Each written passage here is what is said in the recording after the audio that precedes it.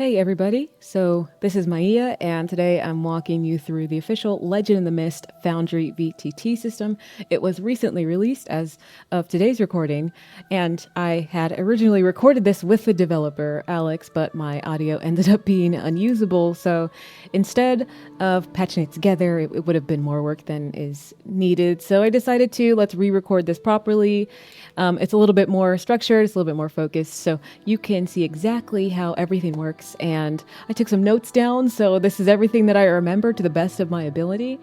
And as a reminder, this is not a rules tutorial, so I'm not teaching you how to play Legend of the Mist per se. So what I am doing is showing you how the Foundry system functions with all the core stuff that you need to know. There's a lot of stuff that is fairly easy to understand once you click on it and then get into it and all that. And there's lots of tooltips and stuff like that. So we're going to go over creating characters, how theme books work inside of Foundry here. And then we look at all the stuff that supports GM. So this is from the GM view. And challenges, journeys, templates, how that operates, how the Fellowship theme book works across syncing with other players. So if you're planning to run Legend of the Mist online, I personally think Foundry is the best module right now. I think there is a Roll20 version, but I'm a Foundry purist, so I think this is the optimal option. But that's just me personally, of course. But yeah, hopefully what you learned today will help save a lot of trial and error and save some time for the game masters out there. And so let's get into it. So this first screen that you see, this is the login screen. So this is just a test world that I just built. So the Game Master, I'll click on that, enter in my password, and then we will head on in. Okay, so now we are inside. And so let's see, what's the first thing? Let's go through creating a character. So you go to create the actor. So I'm going to open this up. Actor is this tab here. And for most stuff here, as a reminder, if you just hover over something long enough, you'll get a little tooltip of what everything is. And that is the same for a lot of the stuff here. So we're going to create an actor. And we will call this actor, we'll call this, this is Rowan Hearth. We're going to build out example character. And also when you create an actor, you'll see this when you get in here, but you can create a challenge, a character, a Fellowship theme card, or a journey here with the create actor section. But for right now, we're just focused on character. So we have this character here. We have to assign ownership, of course. So if I have another player, right click, configure ownership, and this is the only way that the player can see this character sheet. So the GM does have to do this, and you hit owner, save changes. And so now when the player comes in, they'll be able to see that as I assigned it to, I named it player right here, but it could be the actual player's name, it could be their character name, anything. And then the next thing that you'll do is you're going to drag theme books from the compendium. So next we're going to go to the compendium here. It looks like a little book with a world icon on it. And then we go to Lit M theme books. And then you'll see theme books in a folder here, and you'll see all of them right here. So let's say they have, we were going to create, there's duty, drag it over, and there you go. It's on the character sheet. Say influence, and then there we go. So I just did random 4.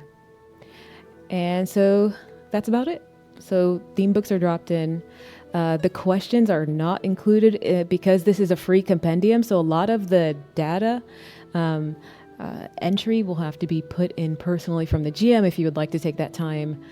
Because in Legend of the Mist, how to make a theme book is basically you're looking at power tag questions and then answering those. So this Foundry module does not have the questions already placed in. So if you want to, it will be a lot of copy and paste. So what you're entering on the sheets are answers. So the base character sheet here is where players will enter their answers that they'll see. So I have, let's build out a duty theme. Not fully, but I mean, it's just duty. So we have a row in here. We'll say a weathered courier knight. And then we can unlock it. So on this character sheet in the upper left, you'll see the little lock. And then you'll click it. Now it's all unlocked. There we go. Enter in a little description for them. So we have the duty theme book. And usually it says power tag question. And this is something where maybe the wording could change because it's actually the answer that you're putting in and not the question. And then again, if you hover, if you check this off, it means these are the tags you're planning. So you can technically answer all the questions from A to J and the weakness tags. And once you click on them, it's kind of like saying, I'm planning these for the future. So the duty theme book. So this is that adventure level theme about an oath or a daunting quest or a major responsibility. So then you enter in the power tags. Okay, so I have some power tags in here. So I added 1, 2, 3, 4, 5, 6. And so you can only use, when you're starting off, you start off with 3 with the basic core rules. So we're just going to use the first 3, for example, and then we're going to check off these. These are the ones we're planning for the future. So we're not going to use them yet, but when we level up and through advancement, you could unlock them, as it were. And then, so we'll do the same for the weakness tags. We're planning our future weaknesses. You don't have to do that, but just for this example, then you can enter in the quest. And we'll say the quest is, we're going to deliver something. And then we have the story, which is like a little kind of like backstory log line. It's all brief. And then, so I'm gonna lock the sheet again in the upper left. And then you'll see only these 3 are active. And then you'll see that the other ones that were selected for the future are kind of grayed out. So when you select, they get circled, or you can scratch the tag. There you go. And so you have the quest, and you remember you can't see the story part, but if you hover, then there you can see the story right there. Which story, it's like background notes. So that is how you make the duty tag or theme book. And that's just one. So we went over the plan tags example, the active ones, plan for later. So like I said, the companion theme books don't come with the printed questions by default. But if you wanted to enter them in, there is a way to do that. So in this section here, above all theme books, you'll see a little edit icon. And so for you as the game master, or if you just have a whole bunch of players and they all have the book, everybody can chip in and put in the actual question. So this is where you can put the question. So if we go to, I have the PDF open. So if we go to duty, we look at the theme books. So I have the duty theme book right here. And these are all the power tag questions. You could copy paste, of course. So I'll just grab this first one here. What is the task, goal, or ideal? And then that's where you will put that back inside of Foundry here in like power tag question A. There you go. And then you could do the same with B. If you're down to do it, you could probably get it all done in a couple hours and you can get all the questions in. It's just a lot of copy and pasting. So that's about it. No big like mental tasks. Like if you wanted to like put on some music and like just turn your brain off, you could just do a lot of copy and pasting. So I'll put those first 4. So those are the first 4 questions, and then I will close it. And then you can also put the special improvements here too. So let's do one special improvement. So right here, if you look in the PDF, you'll see that special improvement, follow me. So the name is called Follow Me. So again, you'll just copy that. So there you go. So I have Follow Me is here, and then in this section right here, I put in what that special improvement is. And so, yeah, that's about it. So if you want to do that, this could all take, 10 minutes copy pasting for each book, so it wouldn't take that long, I think. And there you go. And then you can add in the description of the theme book as well. So I'm going to close that. And there you go. So when they are building their characters, they don't have to technically like open the book. Again, you can hover. You can't see it. Unfortunately, it's not recording the hover feature. But when you hover, I do see the questions now. So question A, what is the task, goal, or ideal you have taken on so dutifully? And then it's hovering over B. You can see the B question, and so on and so forth. So that is how you can add in questions if you would like. Okay, so we're still in the character sheet section. The next thing we're going to do is we're going to look at the custom background editor. And so because they wanted to be in line with like the beautiful art and how it's displayed in the book, they wanted to transfer it over a little bit to Foundry. And so of course you can click on this icon here where it shows like the mask here. This is like the default image that you'll see. You click on it and then you can enter in your custom art. But let's say you want to have custom background. I'll show you, there's pre-gen character. So we'll look at Finn here. So you could have something that looks like this, that looks really nice. This is the art from the book. You can get something similar if one of your players like makes art, or if you draw, you can enter that in and have it placed in this left side section of the character sheet. So that's how it looks for Finn, but let's do it ourselves.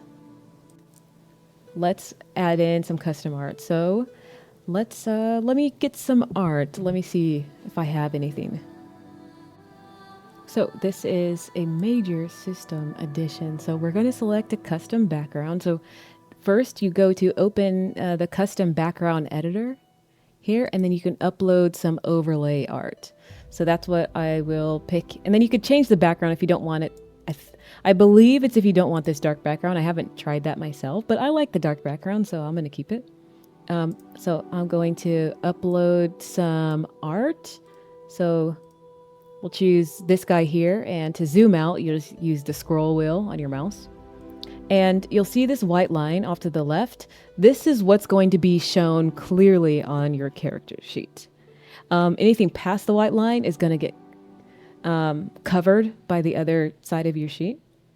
So I'm going to zoom in a little bit. There we go. And then we'll have it like this. And then set as custom background. There we go.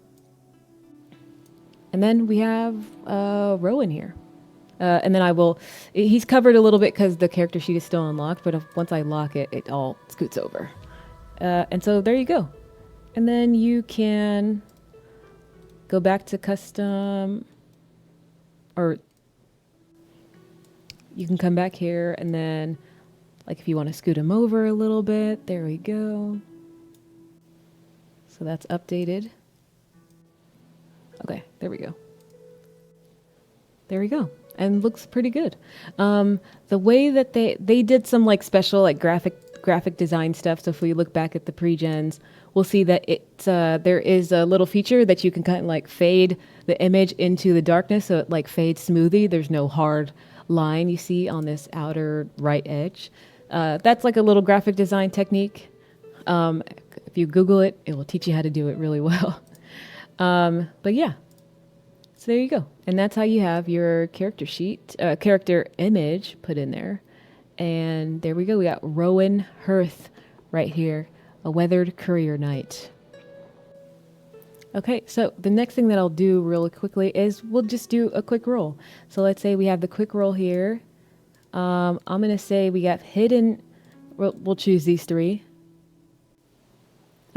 These are selected from a different character sheet. But let's say, so I'm selecting these three, and they'll pop up on this dialog box. It's not a power of 8, but I did roll a 3 and a 1. And because it's a power of 8, you still got a 10. Oh wait, it wasn't supposed to be a power of 8. We haven't talked about these scene tags yet, but I was first supposed to, we got to delete these. So I unlocked it. We'll delete them. And then we'll make another quick roll. There we go. Dialog box is now empty. Then we'll select these 3. There we go. So power of 3, and then you roll. And there you go. And of course, you don't have to use these dice. These are the custom Legend of the Mist dice, but you can go into, I have the Dice So Nice module turned on. If you could change it there in those settings. And there you go. And that's how you roll. And it's basically the same if you're making a detailed outcome roll. And then this side, it'll let you know how you can spend your power on that detailed roll. So it looks a little different. And then if you get any statuses or tags given to you by the GM, you can enter them in quickly here. Hitting the plus button, if you want to add a tag, we'll say test tag. Like that. And if you want to add a status, we'll say hurt 2. You have to do hurt -2. And then it will create a status. And if you want to change it to, again, if you hover over a lot, it will show you. In the recording, unfortunately, it's not showing the hover popping up, but there is a hover feature, and it will show you that you can toggle between tag and status here on the right side. And there you go. Now hurt is a tag. And then boom, it's a status. And they can build up. And let's say this is positive. Maybe it's a positive tag. You hit the button off to the left, the plus and minus. Now it's green. And you hit it, it circles it, and now it's going to affect your roll. Circle those, you can circle some of this, and then you quick roll, and then you'll see you have hurt 4, test tag, and then the other 2. That's a power of 7, and then you roll. There you go. You usually won't have that much power. This is all examples, and if you want to delete, you hit the lock here. Hit the little delete icons. And there you go. And then on the GM side of things, this is the scene tags and character dialogue that is up on every scene. This whole game is all about statuses and tags. So it is the thing that you will be interacting with most of the game session for the Gamemaster. And so this is where you'll be adding all the tags and statuses. So again, we'll say this is a tag. We'll call it windy. And we want to create a status, cold winds 2. Again, you got a -2. And maybe the windy is a positive. There we go. Change it to a positive. Maybe I want to change windy to a status. So over to the right, I'll click the little cross icon. And now it is a status that builds up. And circle them. If you want them to be added to a player's roll, you click on them, and then they will be added to the player's roll. A lot of the time, it's like a negative status that's affecting them. Then you click on it, it gets added to their dialog box when it's their turn. So that is the scene tags and characters. If I had characters in game right now, like players, and had character sheets assigned to them, you would also see their characters in here as well. I would see what they select as well. So when they start selecting stuff, it will start popping up here. So that's how this scene tags and characters dialog box shows up, and it is very, very important and very helpful. Okay, next I'm going to go over the challenges. So we'll go back to the actors tab here, create actor. And I'm going to hit the drop down button, and I'm going to hit challenge. And there is something called an imposing pet in the Legend of the Mist rulebook. So we're going to add that one in. This is going to be their kind of stat block. And then we open it up. We see it here, imposing pet. And again, a lot of the time you go to the upper left, hit the unlock button, then boom. So imposing pet. It is a tier 1. It could be a snappy guard dog by the barn, a long-clawed black cat that always sits by the fire. Something like that. We'll say it's a snappy, you put a little short description here, the snappy guard dog by the barn. So we add in the little short description, and then we can add its tags and statuses. So this imposing pet, for example, has subdue 1, scare 2, outrun 3, bond 2. We'll just put subdue 1, subdue here, and then you put in its value, which is 1. We want to add another one, hit the plus button here. And let's say we want to do scare. So in order to scare it, it needs a tier 2 to overcome it. There you go. And then it has tags and statuses. It only has one. It has alert. It's a little alert. And the value is 1. So I'll put that there. And threats and consequences. Now, this is just, it's a tier 1 enemy. Not an enemy, really, but it's a tier 1 challenge. And so it doesn't have any special features. But if it did, let's say it had a petty grudge, because there is an enemy right above it. You put the name in here. Petty grudge. This looks a little weird because I just copied it and pasted it over from the book, but I can fix that. Okay.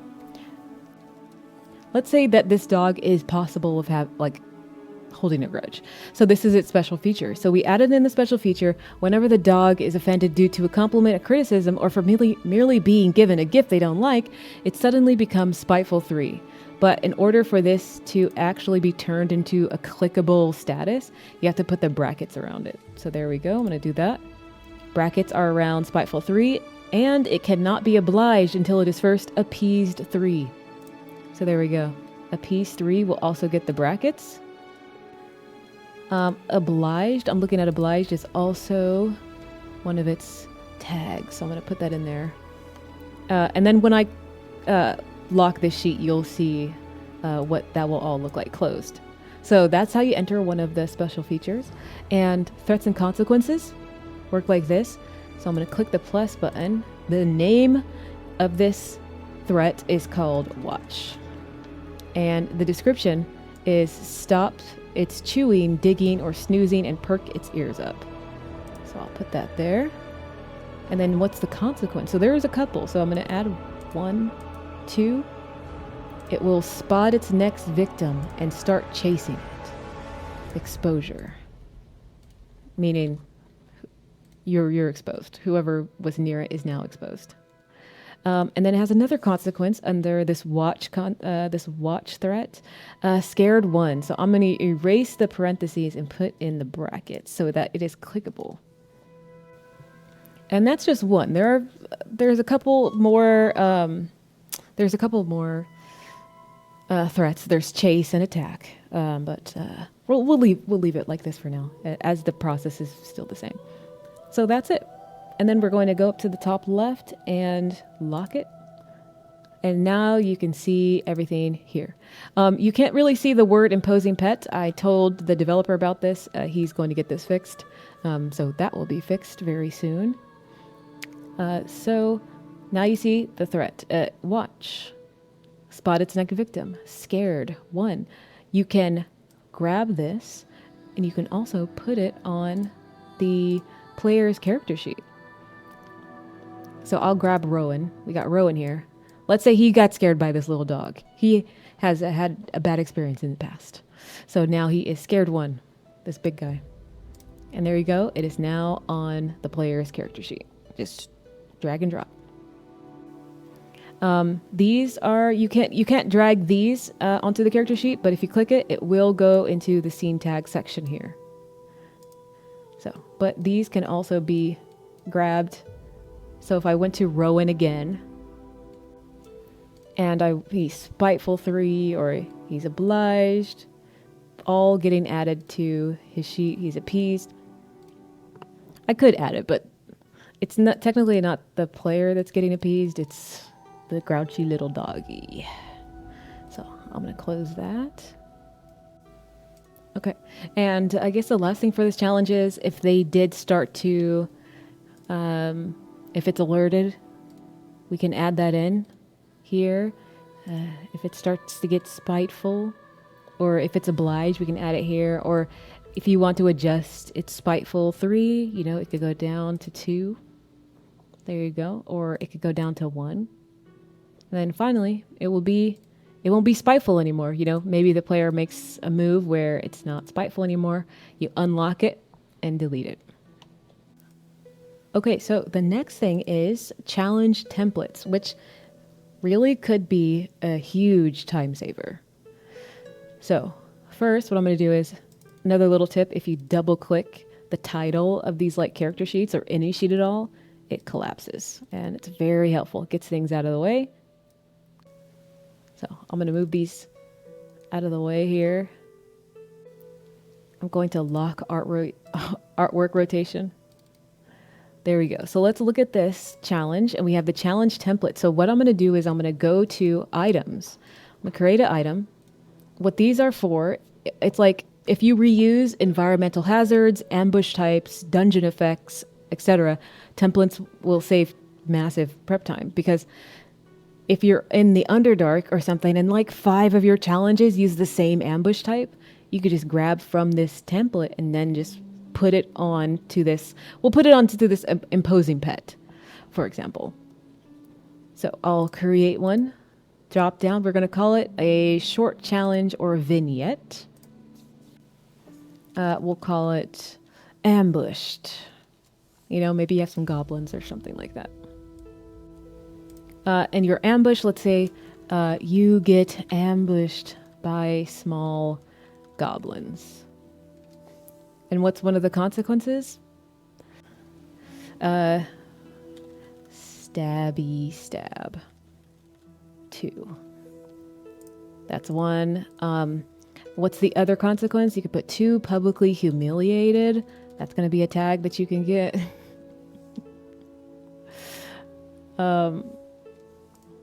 There we go. So then now you got ambushed here. So maybe there's a whole bunch of enemies that can ambush and do this. Or maybe you're in like a vampire's harem or lair, or they're all bloodsuckers or something. You can create that, and then you drag it onto the challenge here. And so now this imposing pet challenge has ambushed, and it also has, you know, stabby stab, publicly humiliated. Oh, you know what I forgot to do? I forgot to add the brackets. That's why it's not selectable. Boom. Don't forget the brackets. So I'm going to delete it because I forgot the brackets. So I'm going to drag and drop, and there we go. Boom. We can add it, or we could put it on to Rowan. Maybe Rowan got publicly humiliated by the dog. There you go. So now it's on his sheet. We're making Rowan very sensitive. It's okay. But yeah, so you can put this on a challenge. You can make a journey as well. A journey is basically full of vignettes. So a journey has where it shows ambushed here. A journey is made up of like 3 or 4 vignettes, and it's supposed to be quick. So you're supposed to just hit them and get out of the way. So they're not big role play scenes. In game, you'll just be like, you get ambushed by goblins and they stab you. So you get stabbed too. What do you want to do? Okay, reaction, done. Next vignette, and that's how that goes. And the way that to create a journey is you go here, you can create a journey right there. We'll say, we'll call this journey Windswept Farmlands. And so that is an actual journey from the PDF right here. And as you can see, it's just these little cards here. These are all vignettes. And they're real quick. And so then you create the actor. Again, upper left, you unlock. The short description, it's a journey across the plains. And the general consequences are you are momentarily lost in the high barley or dense orchids, or you go tired crossing the land. So it says consequences and vignettes. You see where that, in Foundry, you'll see it says consequences and vignettes. And that's where you can add a challenge here. You can say, oh, this is called, I'll do Haunting Gale. That's one. We'll call it that. You are buffeted by an ill wind. Clouds churn on the horizon. So then you'll add in that right there. So you'll get Windy 3. That's the status on this vignette scene. And then you'll see there's like 3 consequences that you can get. So the wind pellets you harshly. You can either take bruised 3 or exhausted 3. Again, these both need to be in brackets or they are not clickable. There we go. And then there is one final one for this specific example. The wind seems to cry in a distinct shrill voice. You are frightened as you hear something on the wind. And there you go. So then I'm going to lock it again. Boom. You're buffeted by an ill wind, windy 3. And then there's the haunting gale. So I can't grab this vignette here. If you want to have the ones that are drag and drop, you go back to items. And then so if I wanted to add ambushed, I can add it in there to that journey. And then this journey is just full of vignettes, as you can see in the PDF. And so that's how journeys are made. And then you can put the notes in here if you want to get even more specific here. You'll unlock it. But yeah, so journeys are cool because it's like a montage system of journeying across large passages. And it's not all farmland. You can have journeys through the city too. There could be different forks in the road and different challenges in the city as you're trying to make your way through a town, through a village, something like that. So that is journeys. And then in items, you can also create, homebrew theme books. Again, short challenges and vignettes. You can create the quintessences. You can add those in, scene data and backpack, and items that are in a backpack, all that good stuff. It's pretty self-explanatory, all that other stuff in items. Okay, so the next thing I'm going to go over is the Fellowship theme books. So you create actor. And then we have the Fellowship theme book. So we're going to do Fellowship theme card. We'll just call it, this is a test one, so we'll call them the mighty ones. We'll create actor. Another little, it's not a bug, it's just that the developer has to remove it. You'll see that this kind of lock doesn't really do anything. Yeah. I told him about it. He said, I'll just remove it. So yeah, doesn't do anything there. So in this section, you can actually add in the questions. So unlike the theme cards in the character sheet, you actually add in the questions here. So for example, if I go to the theme book, so I'm looking at the theme book for Fellowship here in the PDF. Again, it's a bunch of questions like everything else, the power tap questions. So the first one is, who are you as a group? So for example, I'll just grab like the first few. So creating the theme card, again, creating actor, and then you click Fellowship theme card. There's a drop down menu. For some reason, the recording doesn't show drop downs or when I hover over things, but there's a drop down when you create actor. And then you can click on the Fellowship theme card. You don't have to hit the lock as we're fixing it. We're going to call them the mighty ones. And then I just entered in all the questions already and the weakness tag. This took about 4 or 5 minutes, just a lot of Control C, Control V, Command C, Command V, all that good stuff in it for 4 or 5 minutes, and it was all ready. And then I entered in one special improvement. There are 5 of them though. And so I'm going to close that. I did make so this is the mighty ones. All the players do need to be owners. And then you'll save that. And then so I'm going to open up Rowan. And then I'm going to go to assign. And then you could see the mighty ones theme book is here. You could see the quest here at the bottom. So we're going to unlock it so that we can add in some tags, some test ones. And then you'll be able to see the questions here.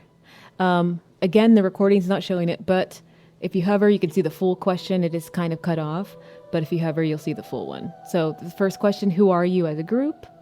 Where do you meet, work, rest, or prepare for action? C is what do you do well together? And then so you can put, who are you as a group? Mighty warriors. Where do you meet? The local pub. Then what do you do well together? Sing. And then who mentors you? Pub owner. What helps you travel? Pub owners. Donkey. There you go. So we're going to have those for later. So I'm going to check those off. And then I'm going to lock it again. And there you go. So these are all selectable by everyone in the party once that is all set up. And so that is how the Fellowship theme card works here in Foundry. Okay, so one of the last things that we'll go over is there is some system documentation, so you can read about some certain things. So if you go to Compendium and then you go to the system documentation, so you'll go here. There's like a welcome screen, gives you some recommended modules that you can download. And if you find any bugs, there's the GitHub page. You can reach out to the developer via Discord, the VTT channel. It shows you how to use the Themebooks. Shows you the Scene app, and this is the main managing tool for GMs. You'll always be looking at it. And that's the Scene app is, if I close Rowan, it's this right here. It's the scene tag and this whole, as you can see, I logged in with the second account, so you can now see Rowan Hearth is here, and one of his statuses is here too. He's publicly humiliated. There we go. So if he were going to, let's say he was going to make a roll, unhinged, the roads, plans, and then you'll see them all populate here on the scene tags. The Scene app is what it's called in the documentation. So yeah, Fellowship Themebooks shows you how to do it. She would do it here too if you ever forget. And then role dialogue stuff. So that's a documentation, how to play, taking actions here. And then there are some statuses that you can just grab and put here. If you're ever at a loss for something, you're like, oh, they got electrocuted and now they're spasming 3, and then you add it on here. Or if, has to do with water, there's water in your lungs 4, and then you can add it to the scene tags, or you just straight up add it to Rowan's character sheet or anyone's character sheet. So there you go. That is system documentation right there. So there you go. The other thing that we did talk about is that when you hover over the character sheet, you can see it's like a quick view of all the tags and what's in their backpack and their weakness tags and all that good stuff. I personally turned it off because it's quite large and in the way. So if you go to settings, configure settings, Legend of the Mist, you can enable the might usage, you can disable the custom dice, and then you can also disable the character hover tooltip right there. But yeah, some people might want to keep it on so they can quickly at a glance see what tags are useful. I could see it being useful for the GM and the players. So if they're having trouble, you can say, hey, unhindered passage, the roads are my home. That works really well. So there you go. And again, if you want to delete these, hit the icon, the lock icon, and delete. Boom. So that is about it. There are some known limitations that the developer has let me know, but he is very active. So there are future updates that are coming within this week, next week, the next few weeks, constantly updating. There is no weakness to power conversion. It's not implemented right now because in some instances your weakness tag can be a power tag. It can be useful, but there's no kind of automatic conversion. So in that case, just you could just personally add in your own. So if we go to quick roll, you can add in your own positive mod here, or you can add in, negative mods, stuff like that. There's minor leftover UI elements that he's still going to be fixing. That'll be quick. But those bugs will be fixed. And so the best way to ask your questions is to reach out to him through the GitHub page, go to the Son of Oak Discord, and go to the VTT channel. The developer is quite active there, and he'll get back to you as soon as possible. and he's been so helpful. This is the official Legend of the Mist Foundry system, and it is fully playable. I am currently running my own game right now, and there is nothing holding us back at all. If there's anything that needs to be fixed, it's very minor, and it doesn't stop the flow of the game or make it there's no frustrations, there's no hard stops or anything like that. And what's upcoming that he let me know is very nice. So there's even more cool stuff coming, and more like pretty stuff that you can add on to. And so if you have any questions, yes, head on over to the Discord. Everything will be linked below. All that information, where to go, how to find stuff. And hopefully this video was helpful. And if there are any other major updates in the future, there will be more videos and walkthroughs and all that good stuff. So I will see you guys later. And hopefully this video helps so nobody is confused. And if you're running Legend of the Mist in Foundry, I hope this makes your prep smoother and your sessions cleaner. So have fun at your guys' tables, everybody.